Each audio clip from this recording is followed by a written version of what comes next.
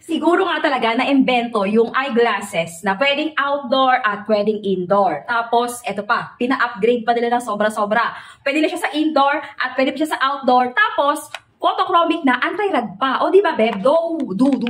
Dual purpose talaga siya.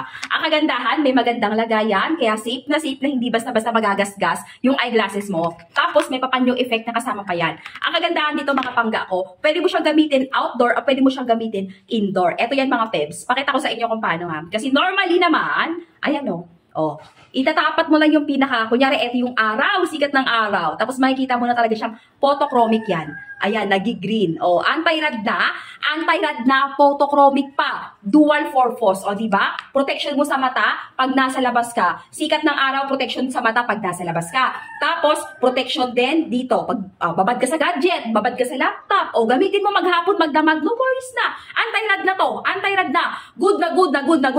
Gamitin. Oh, lalagay ako lang link again.